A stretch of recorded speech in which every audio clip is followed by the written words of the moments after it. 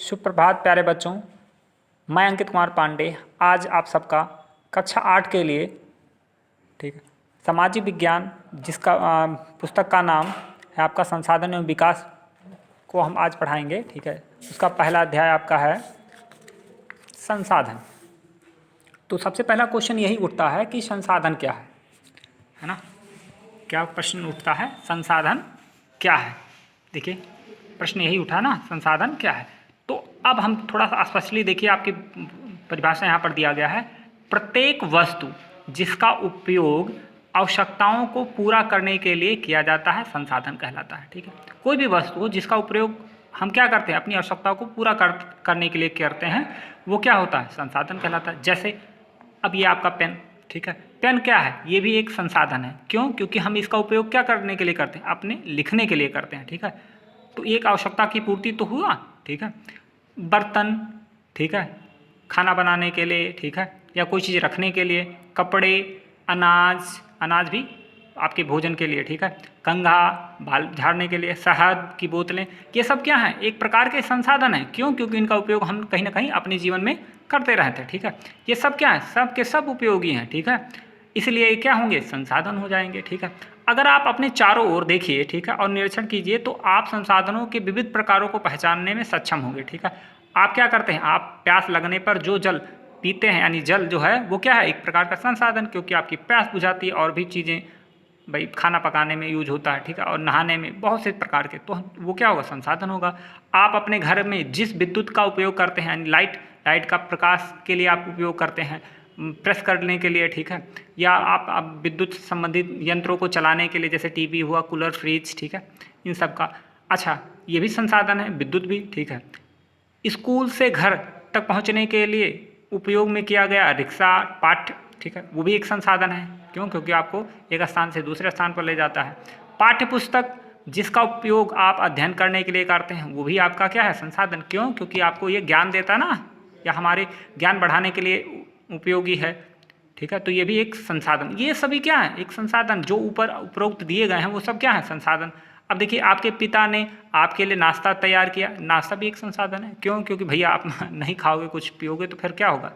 ठीक है, अच्छा, अब जिन्होंने ताज़ी सब्जियों का उपयोग किया, वो भी एक संसाधन है। भाई सब्जियां भी संसाधन है। क्यों? क्योंकि कहीं ना कहीं खाने के इस्तेमाल होती हैं। अब ऐसे में आप देखिए, जल, विद्युत, रिक्शा, सब्जियां, पाठ्यपुस्तक, सभी एक कुछ एक जैसे हैं। क्यों? क्योंकि भाई ये एक प्रकार के संसाधन हैं जो कि हमारी आवश्यकताओं को पूरा करते हैं। ठीक है, इनमें से सभी वस्तुओं का उपयोग आपके द्वारा किया गया है। ठीक है, इसलिए वे उपयोगी हैं। जिनका उपयोग हम करते हैं, इस नाते उपयोगी हैं। एक वस्तु अथवा पदार्थ की उपयोगिता, ठीक है, कोई वस्तु है, ठीक है, या उस पदार्थ की उपयोगिता, यानी उसकी क्या महत्व है, ठीक है, या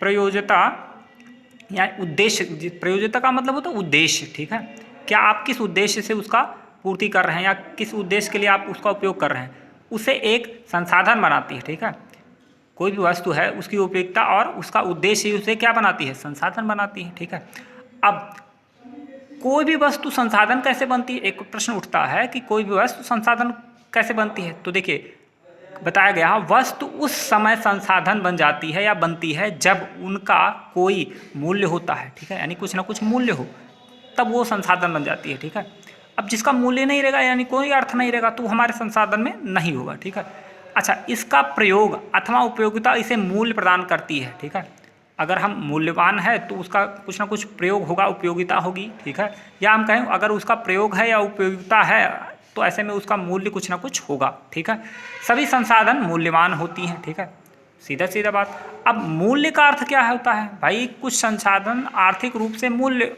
होता है। ठीक है, जबकि जैसे मान लीजिए पेन हुआ, ठीक है, किताब हुआ, ये क्या है, इनका कुछ ना कुछ मूल्य है। ठीक है, तो ये आर्थिक मूल्य है भाई, कितने, 10 रुपया, 5 रुपया, 20 रुपया, कुछ ना कुछ होता ना इन सब का मूल्य। ठीक है, 2 रुपया।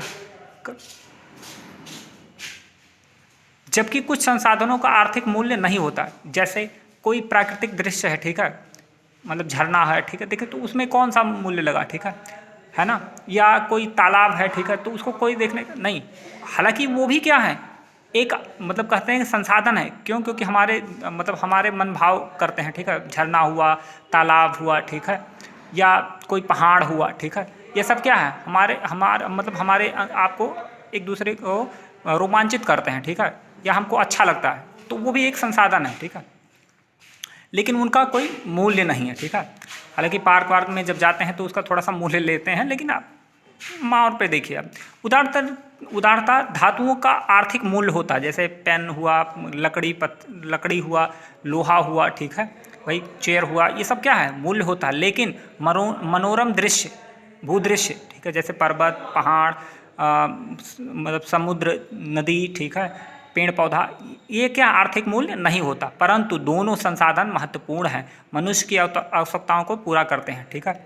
अब कुछ संसाधन समय के साथ आर्थिक रूप से मूल्यवान होते हैं, भाई समय के साथ वो क्या होते हैं, आर्थिक रूप से मूल्यवान होते हैं। आपकी दादी, देखो कैसे होता है, देखिए जब वही, जैसे कभी कोई चीज़ आप देखे होंगे, अब ये यहाँ के आगे बताएगा, देखिए आपकी दादी घरेलू नुस्खों से आज कोई वाणिज्य मूल्य नहीं है, ठीक है। मान लीजिए आपकी दादी या दादा ने कोई औषधि बनाई है, ठीक है, मतलब कोई चीज़ होता नहीं कि तुलसी का पत्ता, अदरक, ये सब चीज़ें है ना, वो कोई चीज़ आपका बनाया, ठीक है, ऐसे पिलाया, या बहुत सी जड़ी बूटी होती है, लेकिन उसका क्या होता है, कोई वाणिज्य मूल्य नहीं होता, ठीक है।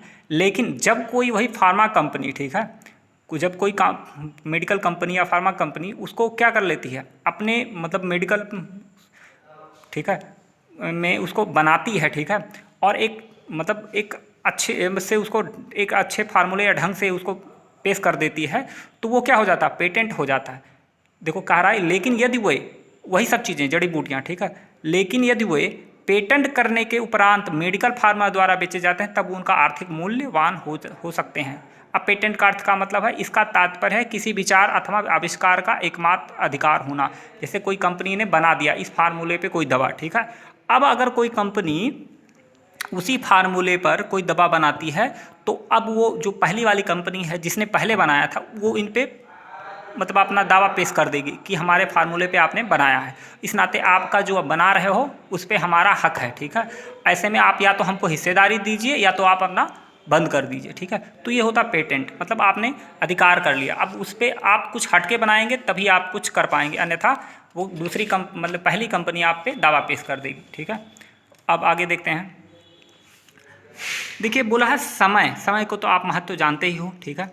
और प्रौद्योगिकी क्या मतलब होता है, देखिए यहाँ पर बगल में दिया है शब्दावली, प्रौद्योगिकी किसी कौशल करने, ठीक है, यानी कि कोई भी चीज़ अच्छे से ढंग से करने एवं वस्तु बनाने का नवीनतम ज्ञान, कोई वस्तु बनाने का नवीनतम ज्ञान का अनुप्रयोग प्रौद्योगिकी कहलाता है। यानी नई नई चीज़ें बनाना, ठीक है, नए ढंग से, ठीक है, वो सब क्या होंगे, प्रौद्योगिकी में आएंगे, ठीक है।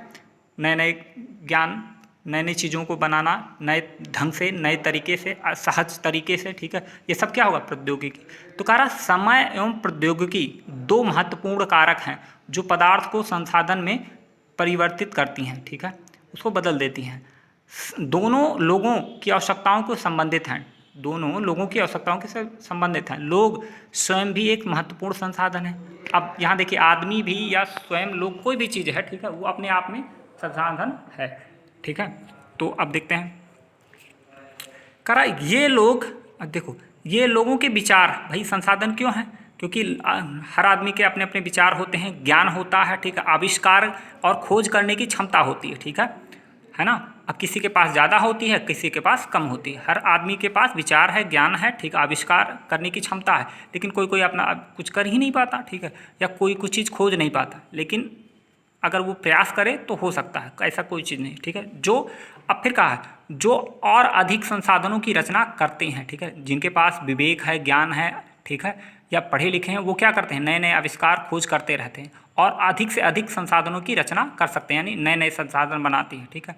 प्रत्येक खोज अथवा आविष्कार से बहुत से अन्य खोज और आविष्कार हुए, जैसे लाइट की खोज हुआ था, ठीक है, तो लाइट से क्या हुआ, लाइट का जब खोज हुआ तो फिर क्या हुआ, अब उससे और भी कृत्रिम मतलब बनाए गए, ठीक है, मानव द्वारा पंखा बना, कूलर बना, टीवी बना, ठीक है, ये सब क्या हुए, एक लाइट की खोज से या बल्ब की खोज से आपके ढेर सारे और आविष्कार हुए, ठीक है। जैसे आप स्टार्टिंग में देखिए, आग की खोज से खाना पकाने की पद्धति, ठीक है, पहले आग की खोज हुआ, फिर उससे क्या हुआ, खाना, यानी पता चला कि यही खाना को पका के भी खाया जाए तो और स्वादिष्ट हो जाएगा, तो यानी पकाने की भी पद्धति पता चल गया।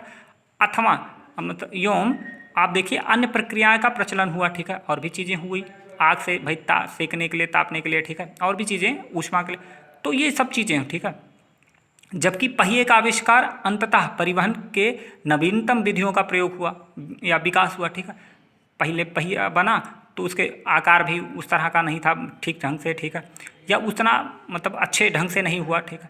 बाद में यही पहिया आपका और अत्याधुनिक पहिए बनने लगे, ठीक है, अच्छे ढंग से, या और भी कृत्रिम पहिए, मतलब बढ़िया बढ़िया पहिए, है ना। तो कई प्रकार के टाइप्स के पहिए आप देखिए, आप हर चीज़ वायुयान से लेकर मोटर गाड़ी, कार, जीप, बस, ट्रक, रेलगाड़ी, हर तरह के पता चलेगा, ठीक है। जल विद्युत बनने की प्रौद्योगिकी ने तेजी से बहते जल का ऊर्जा उत्पन्न करके, ठीक है, भाई जल बहता था, उससे कोई उपयोग नहीं था, तो उसने क्या किया, नए नए ज्ञान और नए प्रौद्योगिकी से आपने क्या किया, ऊर्जा का उत्पन्न करना शुरू कर दिया, यानी बहते जल पे बांध बनाया और टरबाइन लगा के उस पर विद्युत ऊर्जा उत्पन्न करने लगा, ठीक है। उससे एक महत्वपूर्ण संसाधन बना दिया, जो बहता जा रहा था पानी, या कोई अर्थ नहीं था, उसको क्या कर दिया, संसाधन में परिवर्तित कर दिया, ठीक है ना। अब देखिए, कह रहा संसाधन के प्रकार, भाई संसाधन के प्रकार भी तो हो सकते हैं, देखिए कैसे, अब उनका वर्गीकृत किया है। सामान्यतः संसाधनों को प्राकृतिक, मानव निर्मित एवं मानव में वर्गीकृत किया गया है, ठीक है। पहला है प्राकृतिक संसाधन, जो संसाधन प्रकृति से प्राप्त होते हैं, ठीक है, और अधिक संशोधन के बिना उपयोग में लाए जाते हैं, प्राकृतिक संसाधन है। यानी पहले से भी संसाधन आपके, जैसे पेड़ पौधा, ठीक है, जल, पहाड़, ये सब क्या है, प्राकृतिक संसाधन है ना, और इनका उपयोग हम प्राकृतिक रूप से करते हैं, और बहुत ज़्यादा इनमें हम कुछ बदलाव नहीं किए हैं, ठीक है, ये सब वैसे ही चला आ रहा है। जैसे वायु, जिसमें हम सांस लेते हैं, ठीक है, हमारी नदियाँ, झीलों का जल, मृदा यानी भूमि, खनिज, ठीक है, और सभी प्राकृतिक संसाधन हैं। इन सभी संसाधनों में बहुत से प्रकृति निःशुल्क उपहार हैं, ठीक है, यानी जैसे हवा, पानी, जल, ये सब क्या हैं, जल, मृदा, ये सब क्या है, प्राकृतिक निःशुल्क रूप से उपहार हैं, ठीक है, और सीधे ही उपयोग में लाए जाते हैं या लाए जा सकते हैं। जहाँ का पानी नहीं खराब है वहाँ पे एकदम सीधे सीधे तौर में लगाए जाते हैं, ठीक है, उपयोग में आए जाते हैं। कुछ परिस्थितियों में प्राकृतिक संसाधनों का सबसे अच्छा ही परिस्थितियों में प्राकृतिक संसाधन का सबसे अच्छी तरह से प्रयोग करने के लिए औजारों और प्रौद्योगिकी का आवश्यकता पड़ती है। अब भाई कहीं कहीं मान लीजिए पानी आपका ख़राब है, तो उसको क्या करते हैं, नए नए मशीन लगा के उसको क्या करते हैं, उसको प्योरीफाई किया जाता है, वाटर को, जल को, ठीक है, तब फिर लोगों के उपयोग में आता है। अब देखिए, प्राकृतिक संसाधनों को विस्तृत रूप से नवीनकरणीय और अनवीनीकरणीय संसाधनों में विभाजित किया जाए। यानी प्राकृतिक संसाधन उसको दो पार्ट में कर दिया, एक है नवीनकरणीय, ठीक है, नवीकरणीय, ठीक है, और एक है अनवीकरणीय, ठीक है। अब कह रहा कि नवीकरणीय क्या है, वे संसाधन जो शीघ्रता से नवीकृत अथवा पुनः पूरित हो जाते हैं, यानी क्या, फिर से उनको हम ला सकते हैं, ठीक है, उपयोग में, या ख़त्म हो जाए तो उसको फिर से आ जाता है, ठीक है। इनमें से कुछ असीमित हैं, मतलब असीमित मतलब ख़त्म ही नहीं होने वाले, आते रहते पुनः आ जाते हैं, ठीक है।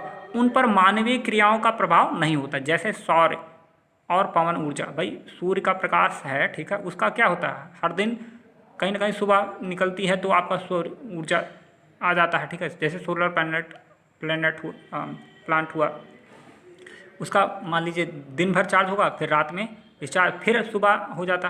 तो ये पवन ऊर्जा, ठीक है, ये ख़त्म ना होने वाले नवीकरणीय संसाधन है, ठीक है, फिर अगले दिन मिल जाते हैं, ठीक है। लेकिन फिर भी कुछ नवीकरणीय संसाधन जैसे जल, मृदा, ये भी असीमित रूप से अनेक, मतलब बहुत ज़्यादा हैं, लेकिन फिर भी क्या है, अगर इनका लापरवाही पूर्वक, जैसे जल, मृदा, वन, लापरवाही से किया गया है, इस लापरवाही से किया गया उपयोग उनके भंडारण को प्रभावित कर सकता है, ठीक है। यानी जल का, मृदा का और वायु का अगर हम गलत उपयोग करेंगे तो ये भी क्या हो जाएंगे, समाप्त होने के कगार पर हो सकते हैं, ठीक है। जल असीमित नवीकरणीय संसाधनों का प्रतीक होता है, ठीक है। जल है, असीमित है, नवीकरणीय संसाधनों का प्रतीत होता है। फिर भी जल की कमी और प्राकृतिक जल स्रोतों का सूखना आज विश्व के लिए सबसे बहुत से भागों में बड़ी समस्या बन गया है, ठीक है। अब क्या है, अनवीकरणीय संसाधन, वे संसाधन जिनका भंडारण सीमित है, क्या है, जिनका भंडारण सीमित है, भंडारण के एक बार समाप्त होने के बाद पुनः नवीकृत अथवा पुनः पूरित होने पर हजारों वर्ष लग सकते हैं, ठीक है। यानी उसको फिर से लाने में काफ़ी ज़्यादा समय लगे। यह अवधि मानव जीवन के अवधि से बहुत अधिक है। इस प्रकार के संसाधन क्या हुआ, अनवीकरणीय कहलाते हैं। ठीक है, अनवीकरणीय कहलाते हैं। कोयला, पेट्रोलियम, ठीक है, तथा प्राकृतिक गैस इसके कुछ उदाहरण हैं। प्राकृतिक संसाधनों का वितरण भूभाग, जलवायु, ऊंचाई जैसे अनेक भौतिक कारकों पर निर्भर करता है। यानी प्राकृतिक संसाधन का किस प्रकार मतलब वितरण है या किस तरह बांटा गया है, वो कहीं ना कहीं भूभाग, जलवायु और ऊंचाई के ऊपर निर्भर करता है। ठीक है, पृथ्वी पर इन कारकों का विभिन्नता होने के कारण संसाधनों का वितरण असमान है। आज के लिए बस इतना ही, मिलते हैं अगले वीडियो में।